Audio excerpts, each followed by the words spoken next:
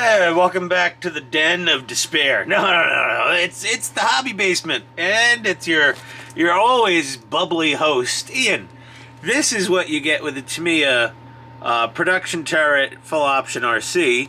You get this like Zimmerit sticker. It's got a little bit of a texture to it, but it's nothing like that ATAK lovely Zimmerit. Now, I told you everything I knew about applying Zimmerit when I said hi. I've never done Zimmerit before. It's a little intimidating. And we're going to figure this out together. Well, not totally, but I was told a couple things. One is obviously your plastic weld is really powerless against this. I tried a little scrap piece here on a little scrap piece of tank I haven't. It didn't stick at all. It doesn't affect the resin. It only melts plastic. Resin, this is not, so that doesn't work. So we throw that one, that goes out the window. It's sorry, I hit the camera. Leftover piece from the Ag Panther. This is the stock piece that comes with the kit. We used a resin bit from Shumo, as usual. So one of the tank buffins on one of the forums said, use this stuff. I know it was probably rctankwarfare.uk. Unibond, no more nails, invisible. Of course, it is from the UK, and you know the Ministry of Health and Safety allows them to sell this product, and tankers are using it to apply their Zimmerit apparently. So this is what we're going to use. We test glued a couple pieces together here, and it takes a long time to set up. So it's not instant cement. I suppose we could use CA glue. But oh god, I mean that would just be a mess. So we're gonna go with the no more nails, and we're gonna wait. And I was trimming out these parts here, and I did cut it in half to make it a little more manageable, especially since I already have so many bits already on here.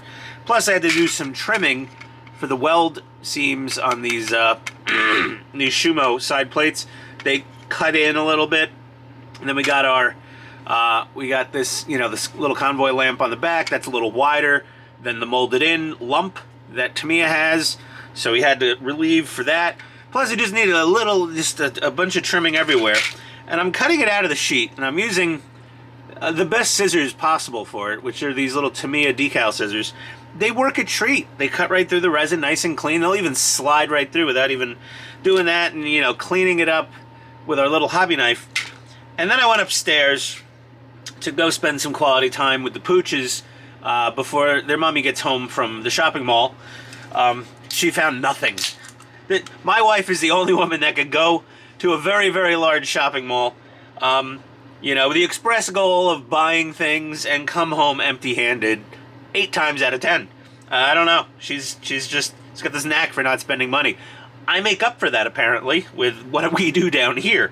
Now, to trim pieces out, like there's this little tiny round bit of resin here, and how do you get it out of there easily? Well, I went on YouTube, good old YouTube, not a lot of videos on this. The only one that explained the process very well was, it was a musical background. You just visually saw what they were doing, and then there was words describing each step, and they were all in German. So here's apparently the best way to get these things out of their little prisons is you flip it over, pretty side down, put it down on your workbench, get yourself a sanding implement, and then you literally sand around the edges. This is not the fastest process. I'm going to buy an electric sanding tool at some point, maybe sooner rather than later. I know Micromark has a pretty nice one. There's a few other players, and then there's a circular hole in the middle of this. See? Okay, so instead of getting in there with a hobby knife and fiddling with it, now we're going to go and do the edges. And this resin, it stuffs up your sanding stick very, very quickly. So you want to keep finding a fresh part of sanding stick to play with. Okay. And this is not the fastest process in the world, but fresh piece of sanding stick again. So you sand on it, just so. My God, this thing's really eating sanding sticks. I might have to switch to using like metal files.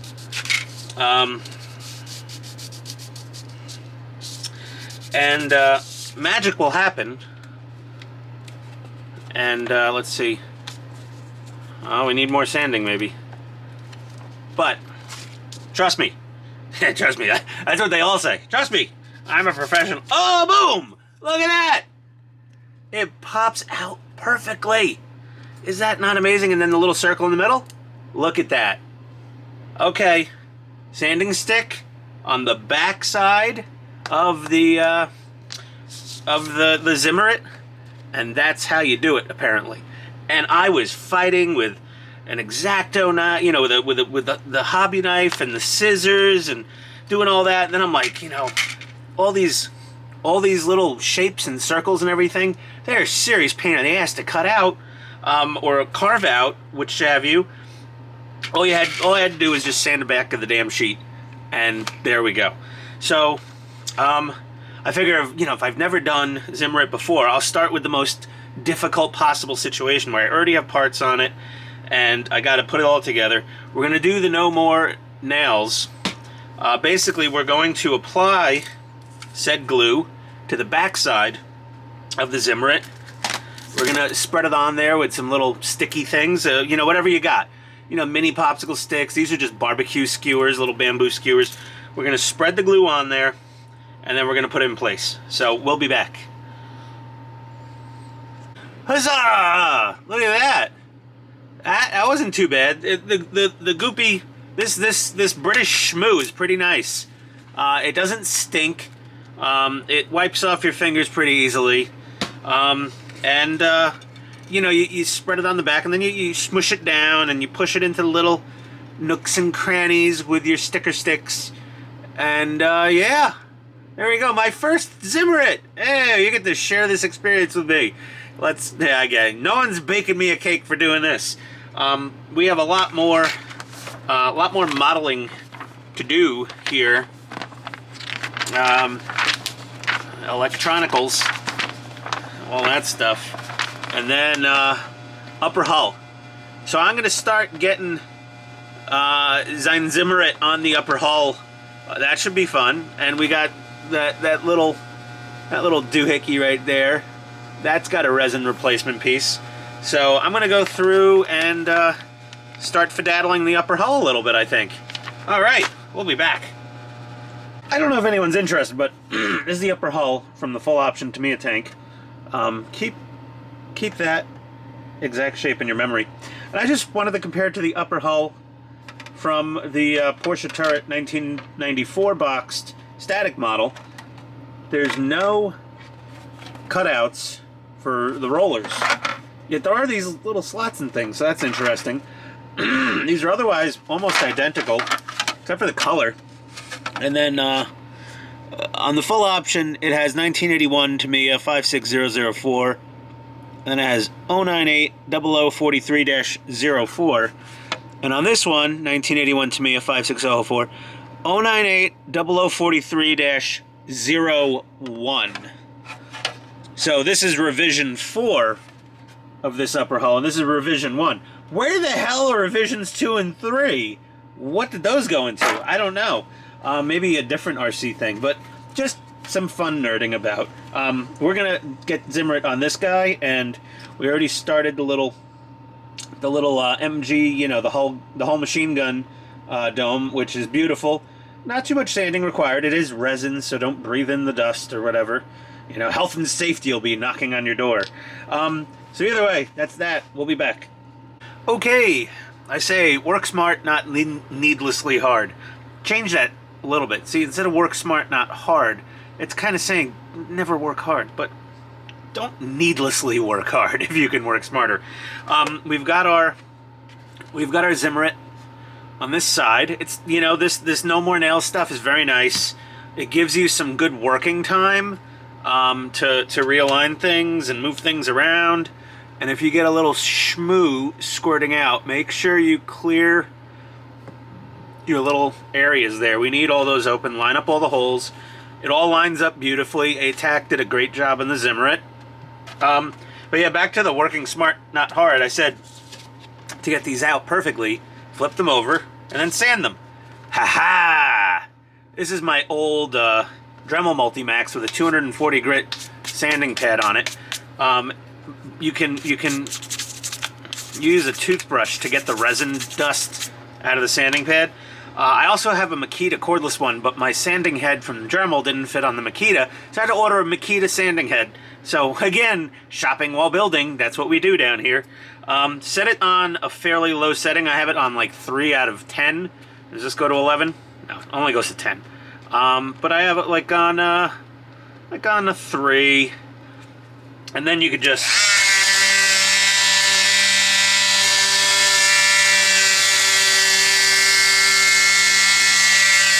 Oh yeah.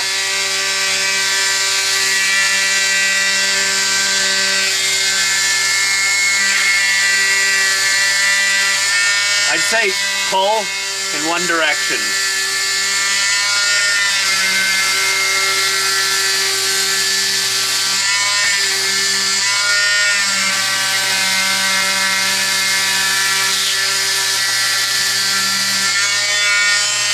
Let's see here. Oh, we've already got a piece, see? We've already got a piece coming out. See? That little guy. Right out. That's so cool! I'm glad I stumbled upon that German hobby video of how to work this thing. But yeah, so we're going to keep doing this. You don't want to watch me do this, but you get the idea. Just sand it out. Also, occasionally clean out your resin dust with a toothbrush. I love going to the dentist for my regular thrice a year cleanings, healthy teeth. People have less heart attacks. I don't do anything else healthy, so I figure, no, but I get free toothbrushes from the dentist, so those are great. Okay, we'll be back. I mean, I guess we're doing an impromptu, you know, how to Zimmerit little workshop here. Go easy on the sanding. I mean, especially if you're using a power tool. Like I said, keep the setting low. I have it on 4 because I got a little more impatient. Just one more impatient than 3. That's where I set it. 240 grit. Keep cleaning your sandpaper with a toothbrush. And go a little at a time and test bending it back and forth at the edges. And just bend back and forth. And it... There you go. You just want it sanded enough that it'll tear out. I've found out just the hard way. I went a little bit too far with the sanding on one piece. I didn't go clear through it or anything. Well, I actually did almost go clear through it in one spot or two. But it was getting a little thin. So this, and once you get it, you can start. There we go. And she just pops right out. And just fold that edge back, and then fold it forward, and fold it back, and then forward, and then back, and then we're doing a cha-cha. No, and then you just tear it off. There we go. Okay, perfect. And the back edge, you know, you want to sand the whole back of it a little bit. That way the glue gets a better purchase on things. And then for the little holy-mabobbers where there's little reliefs, just use something blunt and push in from the outside, back it with your fingertip, and they all just pop it up right out. There we go. And then just make sure you clear off those little bits on the back. There we go. And we're done. It's actually pretty damn easy, especially if you're using a tool. I highly recommend either, you know, anything like that. You get a Chinese knockoff at Harbor Freight for like $20. You don't have to spend beaucoup dollars. Dremel invented this thing, or is it Festool? Whoever. I had this one for years. I burnt it up pretty bad. She released the smoke years ago, but somehow is still alive. Dremel, it's like the General Motors of tools. It's like, it'll run crappily forever. But yeah, so I do have a Makita cordless, but I didn't have the sanding head for it. So yeah, there we go. And yeah, see, look at that. See? Oops, sorry. Come on, focus. Focus, you son of a... Right there. Right there where my thumb is. You could almost... Here. Ah! It's a little too bright. But you can't... It's hard to see, but I actually sanded through this... God, focus today. I sanded through this bit a tiny bit. You'll never notice. Once the glue's on the back and it's on the plastic, it's going to look just peachy. Okay, that's that. So, we'll be back. Just wanted to give you that pro tip or whatever. Okay, welcome back. Zimmerit. And more Zimmerit. Here we go. Pretty nice. We got that little guy in there. We're not putting the headlight in just yet because we've got some modifications to do. We're going to put a little tiny LED in there. Warm white. Warm white, everyone. Not cool white. They didn't have LED bulbs in World War II. Oh, God, no. Somebody's going to correct me on that. I'm sure there was maybe something. Either way, they didn't really use LED bulbs. But who knows? Maybe there was already a patent. We got our Voyager photo etch on here. I'm not loving these circular things. They don't have real edge defining bit around them, but whatever. These grates are fine. They went on okay. We trimmed them a little. They're for a trumpeter, but they fit perfectly fine on here. And once they're all painted up, you know, primer and paint hides many sins. That's where we're going. I have some other triangle-y bits of photo etch that we could put over this. I'm going to take a look and see if pre-production tanks even had this on them. They probably didn't, but it's also me being lazy and I don't want to bend up more photo etch. But yeah, there we go. So we had our little Zimmerit lesson today. We've learned a lot. I've learned a lot. Hopefully everyone's enjoyed it. It's one of my more sane videos I made in recent history here. But either way, we gotta rub all this goop off. It is Super Bowl Sunday, and this guy doesn't give a crap about football. I bought a box, you know, $50. Maybe I'll win some money. I got the worst numbers too. I forget what it was, like 2 and 8 or something. But what I do want to do is make some chicken wings. So we're gonna air fry up some buffalo wings, and that's it for now. Enjoy. I'll see you next time. Adios.